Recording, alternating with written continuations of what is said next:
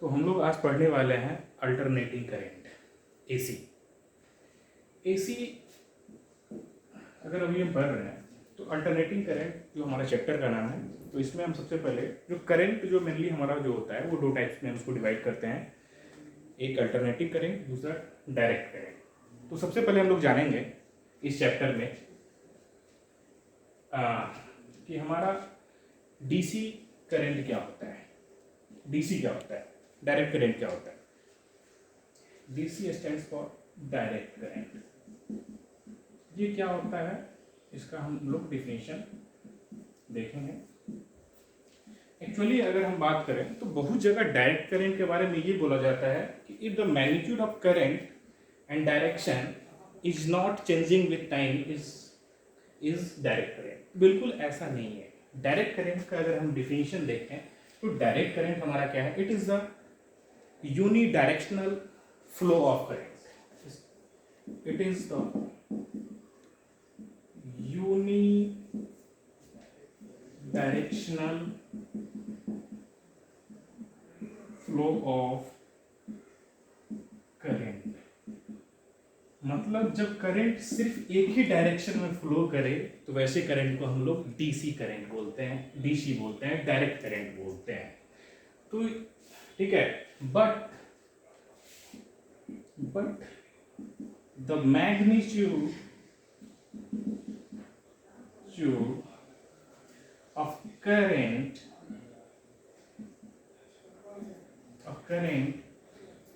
may or may not be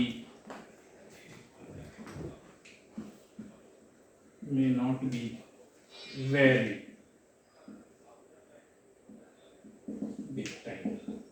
ये depend करेगा कि वेरी करेगा या नहीं वेरी करेगा, डिपेंड करेगा कि हमारा करंट किस में फ्लो कर रहा है। ये जो डायरेक्ट करंट है ये हमारा कंडक्टर में है, सेमी कंडक्टर में है, इंसुलेटर में है, वो उस पर डिपेंड करेगा। इसका मैग्नीट्यूड ये हमारा ये वेरी करेगा नहीं। लेकिन हाँ, ये श्योर है कि हमारा करंट जो है सिर्फ एक ही डायरेक्शन में फ्लो करेगा। मतलब अगर इसका ग्राफ देखें तो ग्राफ जो है हमारा आई और टी का डीसी करंट के लिए जो हमारा ग्राफ होगा ये कुछ इस टाइप से हो सकता है।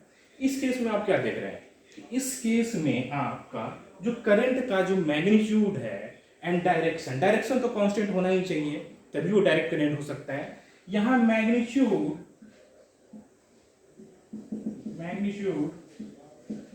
Of current is constant. ठीक है, यहां जो मैग्नीट्यूड ऑफ करंट है वो कांस्टेंट है टाइम के साथ। और हम तो इस टाइप जब किसी भी डायरेक्ट करंट में जब मैग्नीट्यूड ऑफ करंट कांस्टेंट हो तो इसको हम लोग बोलते हैं प्योर डीसी और प्योर डायरेक्ट करंट बोलते हैं। ठीक है, ये हमारा हो गया।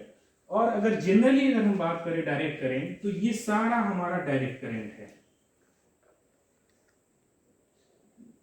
इसमें आपका क्या है कि आप देख सकते हैं कि कहीं भी डायरेक्शन चेंज नहीं हुआ है, हमेशा करंट एक ही डायरेक्शन में फ्लो कर रहा है। अगर ठीक है, ये करंट कभी भी पॉजिटिव से नेगेटिव नहीं हुआ है, हमेशा एक ही डायरेक्शन में फ्लो कर रहा है। बट मैग्नीट्यूड इज वेरी, तो ये भी हमारा डीसी है। अगर जनरल डीसी के बारे में बात करें, ये भी हमारा डीसी है, ये भी हमारा डीसी है, ये भी हमारा डीसी है। अगर इस टाइप का करंट, इस टाइप से हमारा करंट टाइम के साथ चेंज करे तो ये भी हमारा डीसी है। लेकिन इसमें और इसमें फर्क ये है कि ये हमारा प्योर डायरेक्ट करंट है और ये हमारा डायरेक्ट करंट है। ठीक है, तो जनरली जो प्योर डायरेक्ट करंट जो हमारा मिलता है वो कंडक्टर के केस में आता है, जहां पे हमारा करंट जो है कांस्टेंट होता है और टाइम के साथ चेंज नहीं करता है। ठीक है, अब ये तो हमारा डायरेक्ट करंट हो गया। अब डायरेक्ट करंट आता कहां से, डायरेक्ट करंट का सोर्स क्या है। तो एक्चुअली हमारा जो डायरेक्ट करंट का सोर्स है, अगर हम बात करें इसको हम रिमूव करते हैं तो डायरेक्ट करंट का ये डिफिनेशन हो गया। आपको पता चल गया कि डायरेक्ट करंट में ये जरूरी नहीं है कि उसका जो मैग्नीट्यूड है वो टाइम के साथ चेंज हो, ये जरूरी नहीं है। ये चेंज हो भी सकता है, नहीं भी हो सकता है, लेकिन डायरेक्शन हमेशा कांस्टेंट है। ये देखिए हमेशा प्लस प्लस या ये भी हमारा डीसी हो सकता है।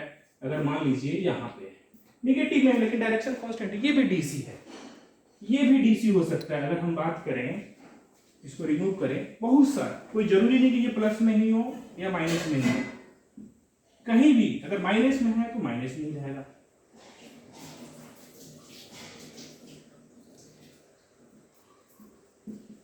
ये भी हमारा डायरेक्ट करंट है, इसमें करंट का जो है डायरेक्शन चेंज नहीं हो रहा, मैग्नीट्यूड, ये भी हमारा डायरेक्ट करंट है, ठीक है। क्योंकि ये सारा का सारा करंट कहाँ है, माइनस निगेटिव में। यहाँ सारा का सारा करंट किधर है, कांस्टेंट मैग्नीट्यूड के साथ प्लस में है, यहाँ प्लस में है, यहाँ माइनस में है, तो डायरेक्शन कांस्टेंट है, तो डीसी करंट है ये, ठीक है। अब डीसी करंट का सोर्स ऑफ डीसी करंट अगर हम बात करें, डीसी करंट है, करंट तो हवा में तो अपने आप से नहीं आएगा, उसके लिए सोर्स चाहिए जो इसको जनरेट किया होगा, जो इसको डेवलप किया होगा सर्किट में। तो जो सोर्स ऑफ डीसी करंट होता है वो हमारा बैटरी होता है, सोर्स ऑफ डीसी करंट, इसको हटाते हैं। अगर हम बात करें अब सोर्स ऑफ डीसी, जो सोर्स ऑफ डीसी होता है हमारा सर्किट में, वो हमारा बैटरी होता है। ये हमारा क्या होता है, बैटरी होता है। और इसको हम लोग डिनोट करते हैं कुछ इस टाइप से, जो कि आप लोग ये चीज जो करंट जब चैप्टर पढ़ रहे थे सर्किट, उसमें हम लोग डिस्कस किए थे। इसको हम प्लस से डिनोट करते हैं, इसको हम माइनस से डिनोट करते हैं। This is the source of DC current, ठीक है, बैटरी होता है। अब बात करते हैं अपना जो मेन पॉइंट है, जिस चैप्टर को पढ़ने वाले हैं हम लोग, अल्टरनेटिंग करंट। ये क्या है, इसके बारे में चर्चा करते हैं।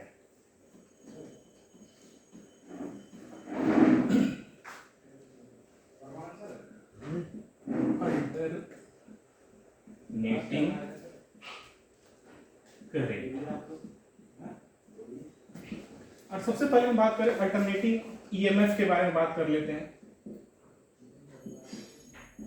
अल्टरनेटिंग ईएमएफ के बारे में बात करें, सबसे पहले हम बात करते हैं अल्टरनेटिंग ईएमएफ, ठीक है। और अल्टरनेटिंग करंट के बारे में भी बात कर लेंगे, क्योंकि हम लोग को पता है कि करंट को डेवलप करने के लिए सोर्स चाहिए, ठीक है। वो कोई भी करंट हो, डायरेक्ट हो या हमारा अल्टरनेटिंग करंट हो।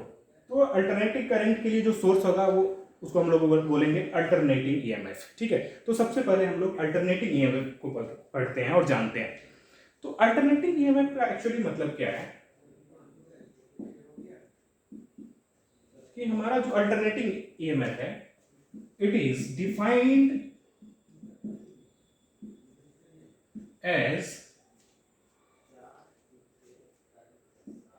as the, it is defined as the EMF, as the EMF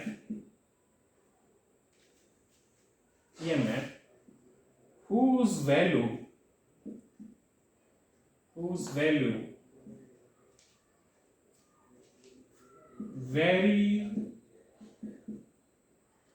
varies from 0 to maximum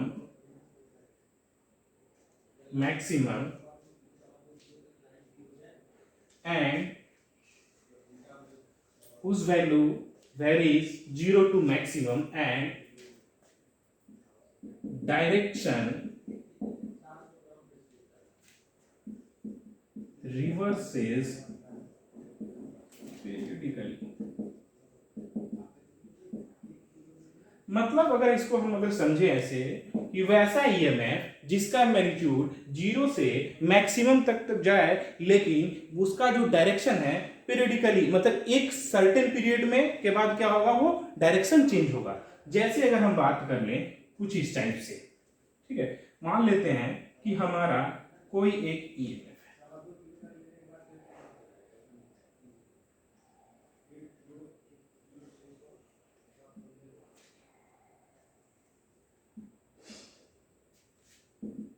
देख सकते हैं, ये ग्राफ देख करके बता सकते हैं आप, इस ग्राफ को देख करके बोल सकते हैं ये ग्राफ किसका है, साइन का है। हम बात करेंगे इसके ऊपर, चर्चा करेंगे आगे। लेकिन क्या यहाँ 0 से मैक्सिमम वेरी कर रहा है, और एक सर्टेन पीरियड के बाद अगर ये टोटल टाइम t है तो t/2, ये t/2 के बाद ये डायरेक्शन रिवर्स कर दिया, फिर आगे अगर ये ग्राफ आगे जाएगा तो फिर ये कुछ इस टाइप से नीचे जाएगा, फिर ये यहाँ जो प्लस में था यहाँ माइनस हो गया, यहाँ जब माइनस था ये यहाँ प्लस हो गया।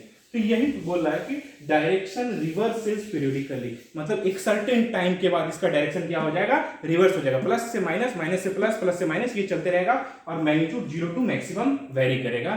तो ऐसे ईएमएफ को हम लोग बोलेंगे अल्टरनेटिंग ईएमएफ।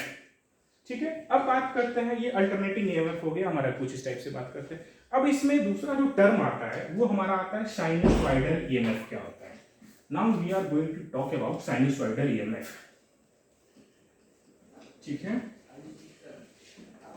Sinusoidal EMF.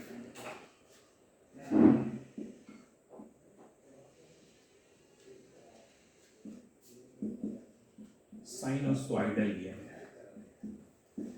हम ये भी बात करेंगे कि ये साइनसॉइडल ईएमएफ कैसे जनरेट करते हैं, कैसे आता है। तो साइनसॉइडल ईएमएफ क्या पलट आ गया, साइनसॉइडल ईएमएफ को हम लोग डिनोट करते हैं ऐसे, E equal to E naught sine omega T.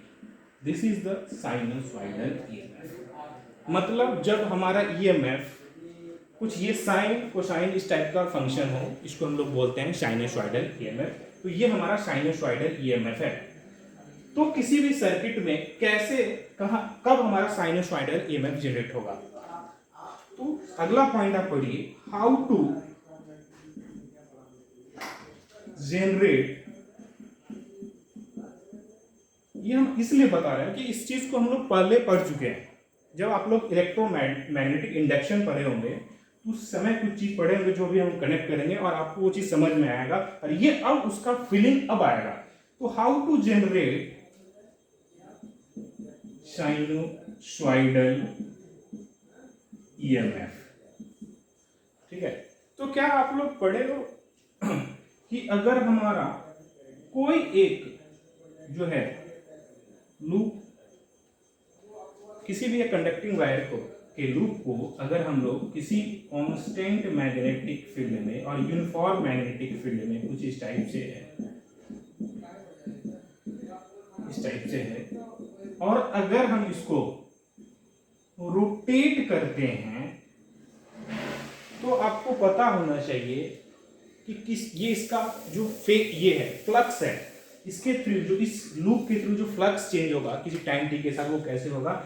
उस टाइम में हम लोग ड्राइव किए थे उसको, ये आया था अगर हमारा ये मैग्नेटिक फील्ड का जो इंटेंसिटी B है और इस लूप का जो ये एरिया है अगर A है, तो इससे जो किसी टाइम t पे जो फ्लक्स निकलेगा मैग्नेटिक फ्लक्स, ये हो जाएगा हमारा BA cos ओमेगा t। इस चीज को हम लोग बहुत अच्छे से इलेक्ट्रोमैग्नेटिक इंडक्शन में डिफाइन किए थे, इसलिए इस चीज को हम लोग डील नहीं कर रहे हैं। अगर समझना चाहो तो समझ सकते हो कि जैसे ओमेगा से टर्न होगा तो किसी टाइम टी में कितना, अगर ओमेगा से रोटेट करेगा तो किसी टाइम टी में कितना ये घूम जाएगा, कितना एंगुलर डिस्प्लेसमेंट आ जाएगा, ओमेगा टी।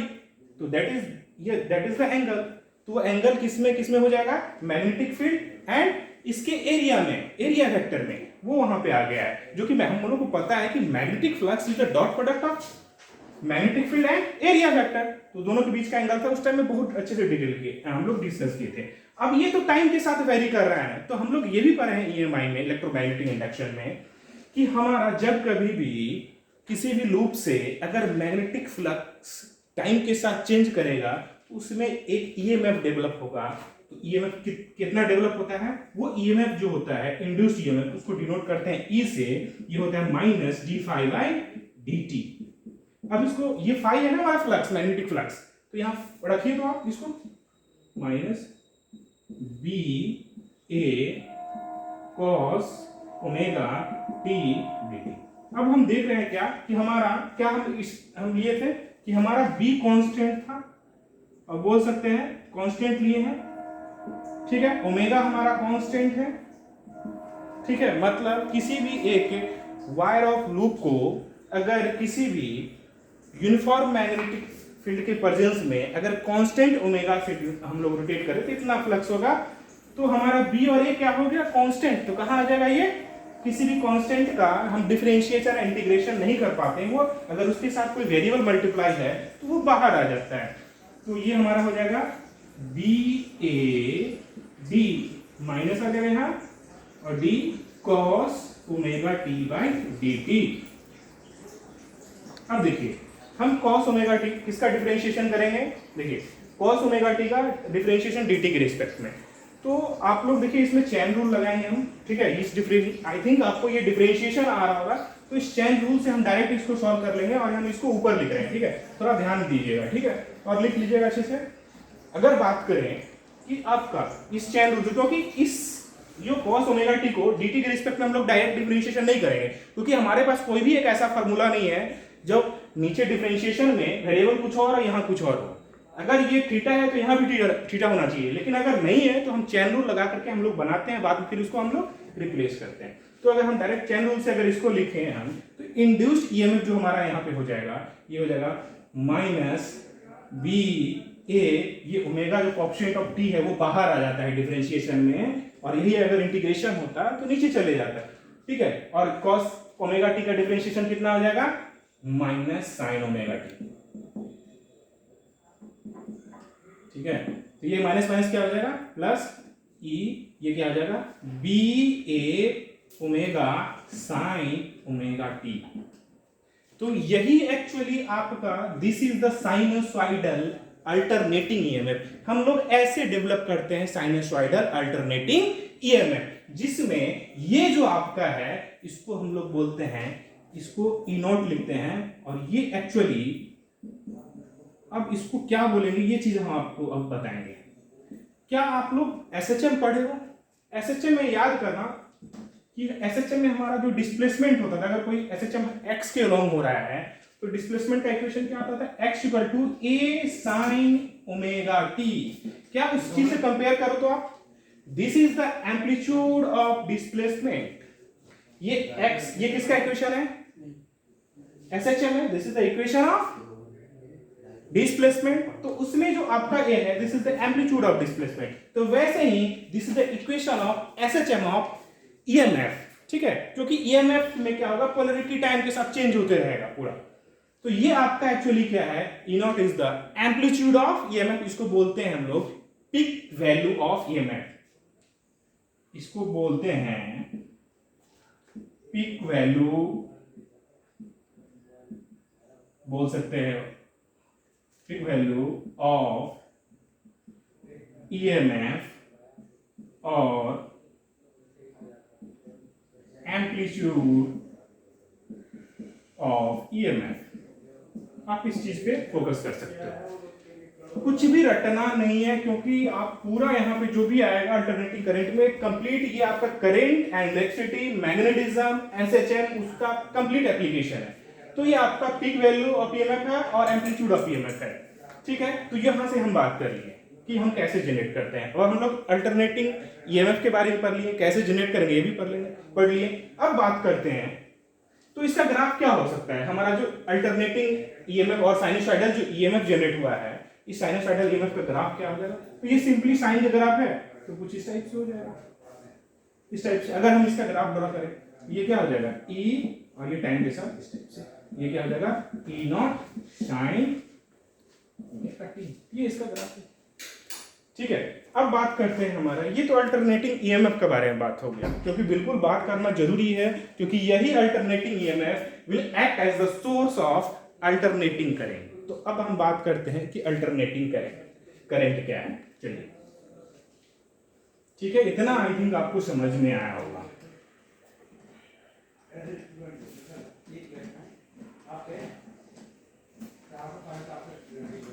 अल्टरनेटिंग करंट के बारे में बात करें,